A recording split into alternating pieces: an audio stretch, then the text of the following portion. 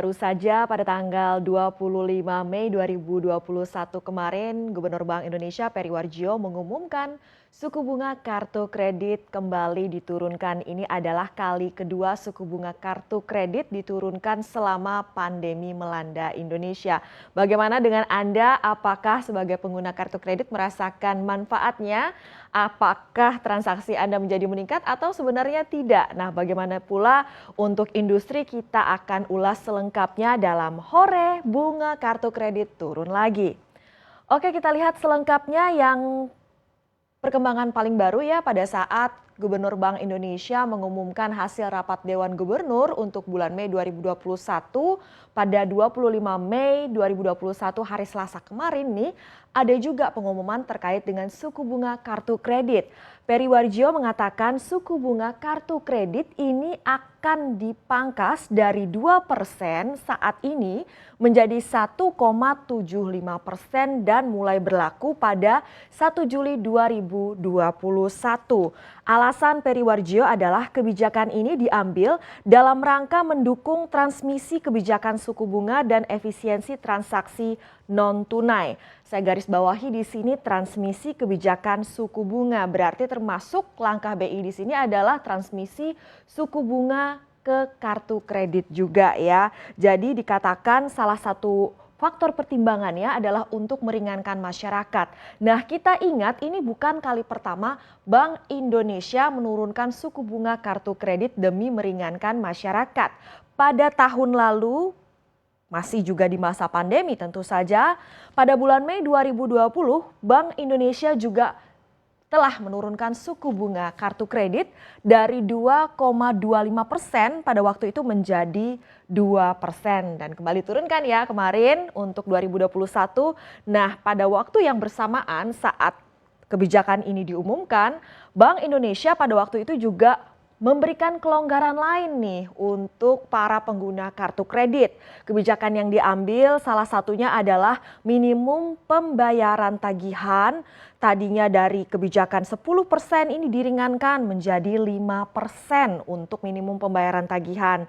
Dan kebijakan yang waktu itu diumumkan dari bulan Mei sampai 31 Desember 2020, kini ini juga telah diperpanjang ya menjadi sampai 31 Desember 2021 untuk minimum pembayaran tagihan ini sudah diperpanjang. Dan kemudian pada waktu diumumkan pemangkasan suku bunga kartu kredit tahun lalu, Bank Indonesia juga mengumumkan kelonggaran yang lain, yaitu terkait dengan denda keterlambatan. Dari denda keterlambatan sebesar 3% dengan maksimal Rp150.000 dilonggarkan pada waktu itu menjadi 1% maksimum Rp100.000. Nah, kebijakan ini juga telah diperpanjang oleh Bank Indonesia sampai bulan Juni 2021 ya. Jadi kata kuncinya di sini adalah meringankan masyarakat. Pada tahun 2020 yang lalu ini dalam sebuah kesempatan, Peri Warjio, Gubernur Bank Indonesia mengatakan bukan untuk ngajarin ngutang sebenarnya, tapi zaman lagi susah menurut Peri Warjio pada waktu itu ya. Jadi untuk mempermudah pembayaran suku bunga mbok diturunkan karena menurut Peri Warjio nih suku bunga kartu kredit Indonesia inilah adalah salah satu yang tertinggi di dunia, yaitu di kisaran 24% sampai 26,6% per tahun. Wow, salah satu yang tertinggi di dunia. Nah, tadi ya kebijakan diambil untuk meringankan masyarakat. Lalu bagaimana tanggapan dari pelaku industri kartu kredit? Nah, dalam hal ini diwakili oleh Asosiasi Kartu Kredit Indonesia ya. Kami kutip waktu itu respons dari Steve Marta, Direktur Eksekutif Asosiasi Kartu Kredit Indonesia pada saat pertama kali Bank Indonesia di masa pandemi yang mengumumkan suku bunga kartu kredit itu diturunkan. Nah, tanggapannya pada waktu itu adalah kebijakan ini dibuat memang tujuannya short term atau jangka pendek dalam menggalakkan transaksi-transaksi kartu kredit dengan cara yang preferable untuk melakukan pembayaran atau menjaga tingkat NPL. Jadi dalam jangka pendek tadi itu kelonggaran-kelonggaran yang diberikan oleh Bank Indonesia, misalnya terkait dengan kelonggaran minimum pembayaran, kemudian juga kelonggaran untuk denda pembayaran itu bisa menjaga tingkat NPL ya untuk kartu kredit. Oke, selanjutnya kita lihat sebenarnya seperti apa sih dampak pandemi untuk transaksi kartu kredit di tanah air. Bisa kita lihat sebelum pandemi, ini tuh sebenarnya trennya positif dari sisi nilai transaksi kartu kredit. Kemudian datanglah pandemi, dihantam pandemi, ini langsung terasa ya untuk nilai transaksi kartu kredit ini turun 30,3% secara year on year. Jadi dari tahun 2020 ini hanya 238,9 triliun. Jadi anjlok 30% dibandingkan transaksi di tahun 2019 sebesar 342,7%. Gimana nggak anjlok ya? Namanya juga lagi pandemi, orang takut kena virus, kemudian juga membatasi mereka keluar rumah, membatasi makan di luar, membatasi pergi ke pusat perbelanjaan, membatasi untuk bepergian, kemudian juga ada pembatasan sosial yang diberlakukan oleh pemerintah. Jadi memang interaksi face to face, transaksi face to face untuk kartu kredit ini betul-betul terasa penurunannya ya, terutama untuk dine in atau orang yang makan di restoran dan juga aktivitas yang terkait dengan traveling. Nah, jadi sebenarnya apakah ada dampaknya nih pemangkasan suku bunga kartu kredit yang dilakukan oleh Bank Indonesia terhadap transaksi kartu kredit selain tadi untuk meringankan masyarakat dan juga agar menjaga NPL non-performing loan untuk kartu kredit agar tidak melonjak seperti itu ya. Kita lihat data transaksi untuk kartu kredit di Indonesia secara bulanannya nih. Kalau kita lihat ya, sebelum pandemi itu transaksi per bulan untuk kartu kredit ini nilainya itu rata-rata tuh di atas 20 triliun ya. Jadi begitu pandemi ini bisa kita lihat nih angkanya ya. Jadi di bawah 20 triliun kalau untuk dari transaksi per bulannya. Rata-rata untuk 2020 lalu ini per bulannya transaksinya di rentang 15 triliun sampai bulan Desember terjadi lonjakan ya 21,2 triliun rupiah. Kemudian memasuki 2021 ini rata-rata transaksi kartu kredit nilainya itu untuk bulanannya itu ya bisa kita lihat di rentang 17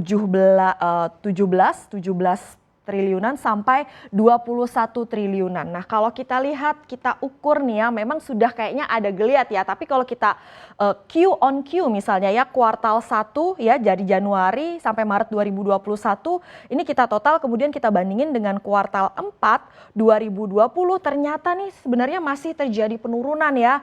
Masih turun 2,5% secara kuartal per kuartal, apalagi kalau kita bandingkan year on year ya. Jadi kalau year on year Januari sampai Maret 2021 kita bandingkan dengan Januari sampai Maret tahun 2020 pada masa itu kita tahu itu pandemi masih belum datang di Indonesia ya, masih belum. Nah, itu kalau kita bandingin datanya itu turunnya secara year on year untuk kuartal 1 2021 ini tuh lebih dalam lagi penurunannya itu 27,9%, hampir 28%. Boleh dikata kesimpulannya adalah memang transaksi kartu kredit dari sisi nilainya ini mulai agak menggeliat tapi masih cukup jauh dari kata pemulihan ke level pra-pandemi. Apa sih yang menjadi tantangan untuk transaksi kartu kredit bangkit? Nah, kita lihat menurut para pelaku usaha ini sekali lagi karena penurunan face-to-face transaction dari sisi dine-in atau makan di luar dan juga traveling, ini masih menjadi tantangan untuk bangkitnya transaksi kartu kredit ke level pra-pandemi ya. Aktivitas di pusat perbelanjaan masih tertekan.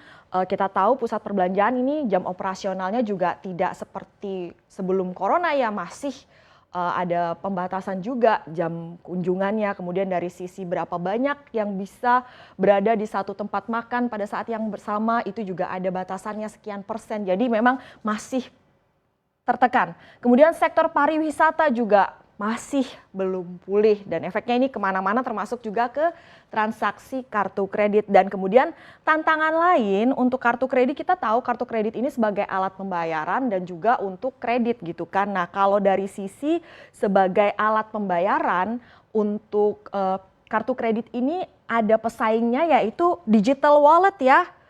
Digital wallet misalnya OVO, kemudian GoPay, Dana dan lain-lain. Kalau untuk membayar mereka ada pesaingnya itu ya. Kemudian kalau sebagai kredit ini pesaing yang baru adalah pay later ya, yang sekarang tuh kalau bisa kita lihat ya, aplikasi-aplikasi itu rata-rata tuh sudah menawarkan pay later. Jadi ini mudah sekali diaktifkan oleh penggunanya ya untuk pay later ini. Dan kemudian ada penelitian nih dari lembaga yang namanya Riset gitu ya, di mana responden mengakui 77,2% responden yang terlibat dalam penelitian ini menyebutkan akses terhadap pay later ini lebih mudah dibandingkan akses terhadap kartu kredit. Nah, kemudian terkait dengan persaingan dengan digital wallet ini untuk kartu kredit ini, Direktur Core Research Center of Reform on Economics Abdullah Peter mengatakan bahwa kartu kredit ini pada saat ini memang berhadapan langsung dengan digital wallet sebagai alat pembayaran. Jadi masih kita akan lihat nih akan seperti apa geliat transaksi kartu kredit, mampukah kembali terungkit dengan pemangkasan suku bunga kartu kredit yang kembali dilakukan oleh Bank Indonesia dan mulai berlaku pada 1 Juli 2021 nanti.